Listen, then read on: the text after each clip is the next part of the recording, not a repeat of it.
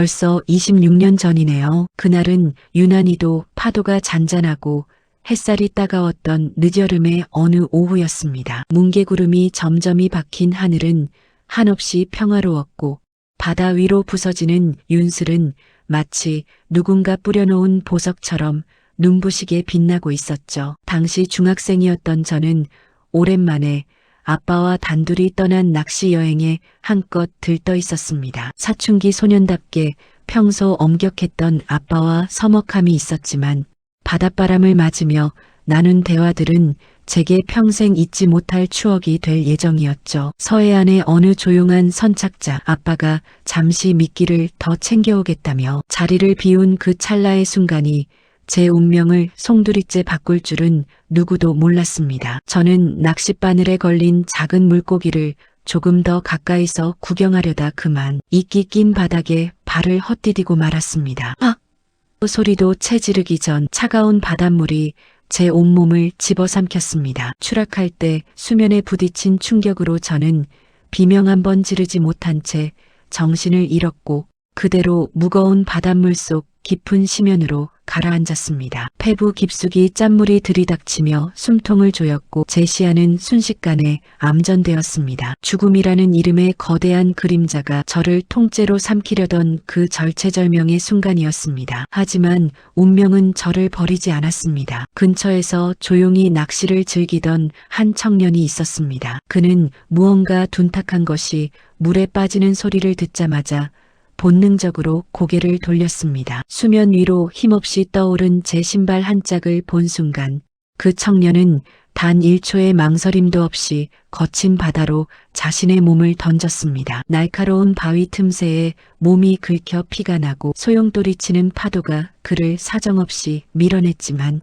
그는 오로지 물속으로 점점 가라앉는 제 옷자락을 붙잡기 위해 사력을 다해 헤엄쳤습니다. 심장이 터질 듯한 압박을 견디며 그는 마침내 저를 붙들었습니다. 겨우 저를 끌어올려 선착장 바닥에 뉘었을 때 저는 이미 숨을 쉬지 않았습니다. 입술은 보랏빛으로 변해 있었고 심장은 멈춘 듯 고요했죠. 모여든 사람들은 모두 고개를 저으며 이미 늦었다고 탄식했습니다. 하지만 이름 모를 그 청년만은 포기하지 않았습니다. 그는 땀과 바닷물이 뒤섞인 얼굴로 울부짖으며 제 가슴을 압박했습니다. 수십 번, 수백 번의 압박과 인공호흡이 반복되었습니다. 제발 살아나다오. 제발 다시 숨을 쉬어줘.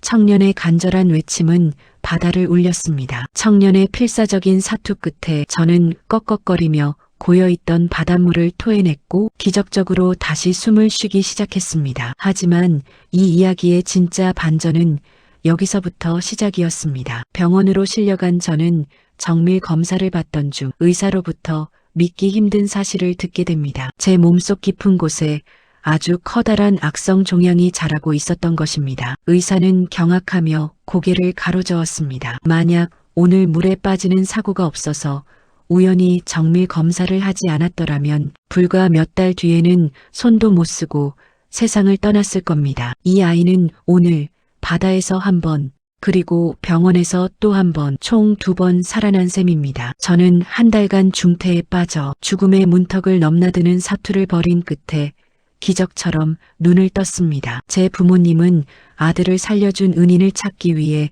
신문고를 두드리고 선착장을 이잡듯 뒤지며 백방으로 찾아다녔습니다. 하지만 그가 남긴 정보는 손씨 성을 가진 남자라는 것 외에는 아무것도 없었습니다. 그는 아이가 살았으면 됐다는 말 한마디만 남긴 채 보답조차 사양하고 호련히 자취를 감췄기 때문입니다. 그렇게 제 가슴 속에는 평생 갚지 못할 거대한 부채감과 이름 모를 은인에 대한 그리움이 지워지지 않는 낙인처럼 남게 되었습니다. 그리고 어느덧 무려 26년이라는 긴 세월이 흘렀습니다. 저는 이제 어엿한 성인이 되어 두 아이의 든든한 아빠가 되었고 시청에서 시민들을 위해 봉사하는 평범하고 성실한 공무원으로 살아가고 있었습니다. 26년 전에 그 끔찍했던 사고는 이제 희미한 흉터로만 남았지만 매년 달력에 그날의 날짜가 돌아오면 저는 창밖을 보며 이름 모를 은인의 안녕을 빌곤 했습니다. 그분이 어디서든 행복하시길, 제 생명의 은인께 축복이 가득하길. 그러던 어느 날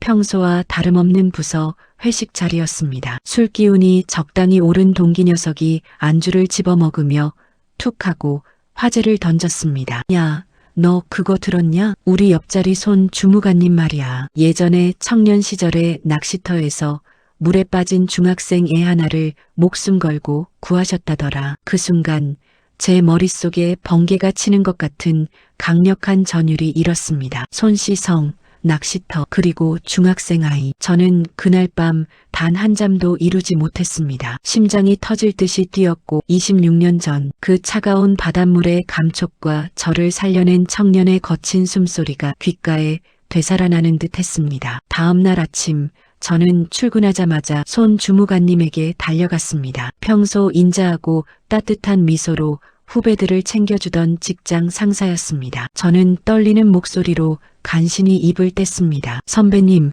혹시 아주 오래전에 어느 선착장에서 아이를 구하신 적이 있으십니까? 손 주무관님은 갑작스러운 질문에 당황한 듯 껄껄 웃으며 대답했습니다. 아니, 그걸 자네가 어떻게 하나? 정말 아주 오래전 일인데 낚시하다가 발을 헛디딘 중학생 녀석 하나를 건져 올린 적이 있었지. 그놈 참 명줄이 길었는지 지금쯤 어디선가 제 몫을 하며 잘 살고 있을 거야. 제 눈에서 뜨거운 눈물이 폭포처럼 쏟아졌습니다. 저는 그 자리에서 무릎을 꿇고 상사의 두 손을 꼭 부여잡았습니다. 선배님, 아니 나의 영원한 은인님, 그때 그 차가운 물속에서 건져 올려졌던 목숨만 겨우 붙어있던 그 어린 소년이 바로 저입니다. 저를 2번이나 살려주신 그 소년이 바로 접니다.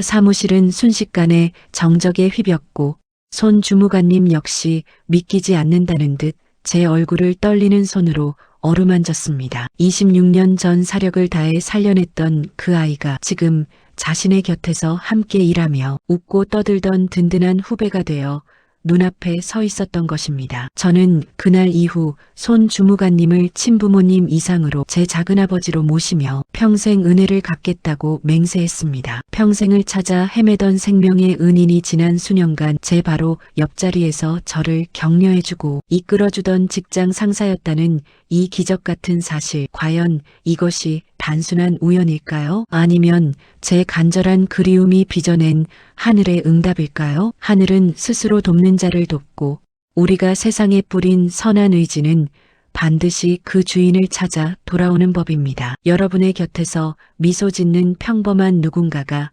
사실은 당신의 인생을 구원해준 단 한 명의 천사일지도 모릅니다. 알버트 슈바이처가 말했습니다. 우리가 하는 작은 선행은 언젠가 우리도 모르는 사이에 거대한 운명의 파도가 되어 우리에게 되돌아온다. 이 기적 같은 저의 인연 이야기가 여러분의 얼어붙은 가슴을 조금이라도 따뜻하게 녹였다면 지금 화면을 2번 톡톡 두드려 하트를 눌러주세요. 하늘이 맺어준 이 신비롭고 숭고한 인연의 힘을 더 많은 분과 나누고 싶다면 지금 바로 구독과 팔로우를 눌러주세요. 당신의 소중한 공유 한 번이 누군가에게는 잃어버린 희망을 되찾아주는 위대한 기적이 될 수 있습니다. 여러분의 주변에도 이렇게 소름 돋을 정도로 놀라운 인연이 존재하나요? 지금 바로 댓글로 여러분만의 신비로운 이야기를 들려주세요. 당신의 이야기가 누군가에게는 새로운 삶의 이유가 될 수도 있습니다. 오늘도 당신에게 기적 같은 인연과 따뜻한 축복이 찾아오길 진심으로 응원합니다. 감사합니다.